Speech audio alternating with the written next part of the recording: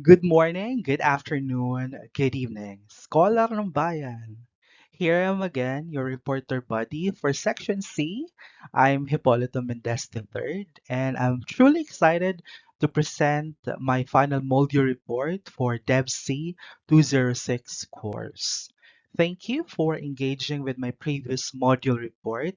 I hope you will all participate in this one as well. Now, in the previous module, we have learned how powerful radio is in development communication. We also argued in the previous discussion forums that the radio is not dead despite the rise of new technology. And today, in Module 16, we are discussing e-radio, web radio, streaming radio, or simply called internet radio. Welcome again to Module 16. The reference material for this module is uploaded in the course site. I will be covering how to broadcast on internet radio. So let's begin with the module objectives. In this module, we are expected to, number one, describe the totality of radio industry. Second, discuss the basic principles of broadcasting via internet radio. As I've mentioned earlier, radio is not dead. It is simply evolving through the adoption of new technologies, especially internet radio. This change allows us as development communication advocates to use digital platforms to reach for broader and more varied audiences. Broadcasting via internet radio involves more than just streaming content, and it requires as well thoughtful planning, including inclusive messages and community involvement. Let's begin by understanding what is internet radio is. Internet radio, also known as web radio, streaming radio, net radio, or e-radio, is a form of audio broadcasting transmitted via internet. Its accessibility is worldwide.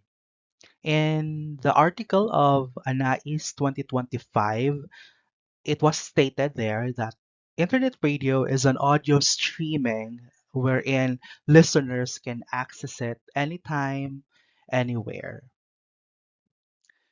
So when broadcasting through internet, these are the steps that we should keep in mind. But also, please take note that there are more beyond this three.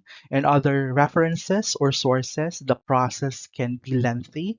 However, for the brevity of this report, I have listed the top three major steps on how we can broadcast via internet.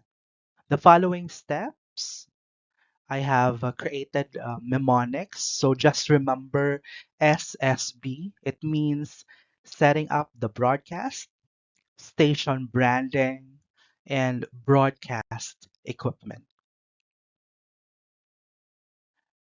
Now, let's begin by the number one step, which is selecting platforms that align with our goals. These platforms are the following. We have Airtime Pro, Radio.co, or Shoutcast, considering the factors like accessibility, affordability, and ease of use. From there, we could design content that resonates with our target communities using local languages, cultural relevant formats, and interactive tools like live chats or social media integration.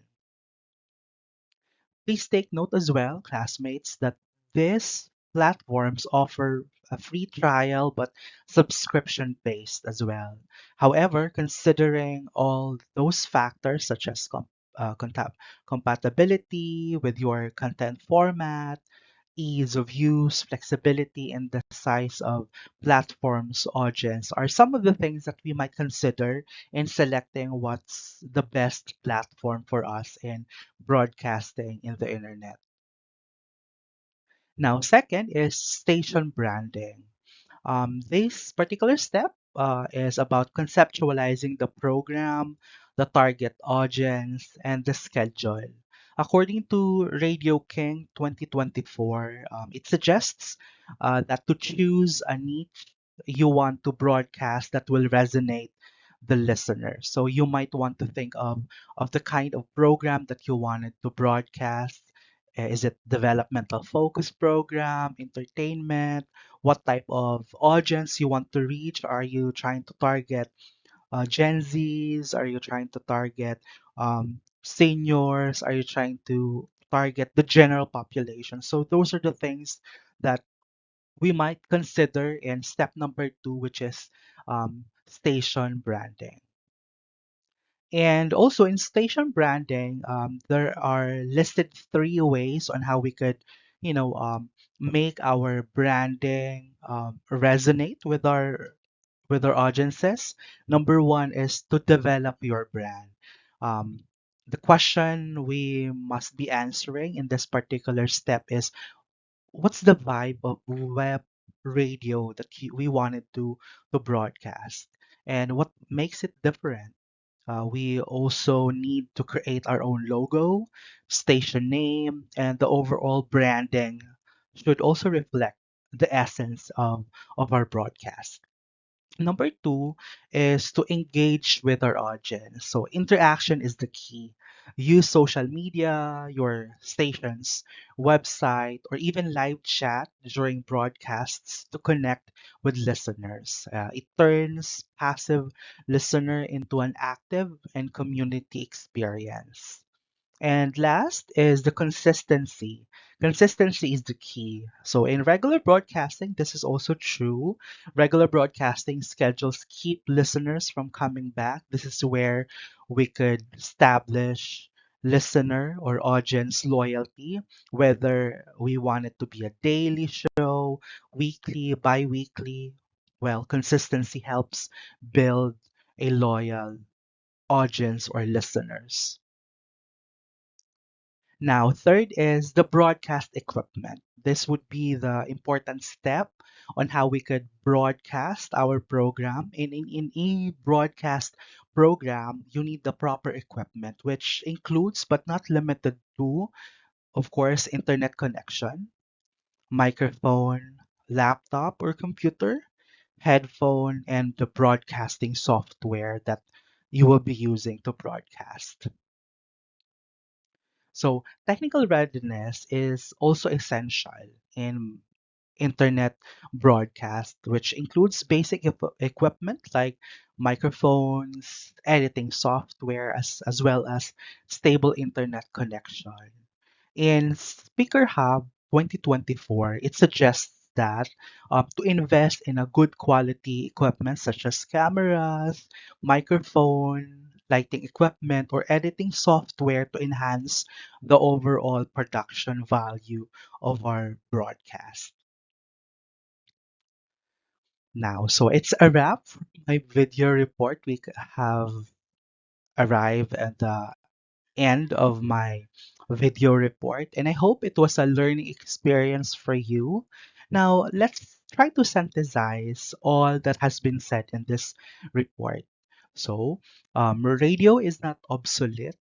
It has actually evolved into internet radio, expanding its reach through digital platforms.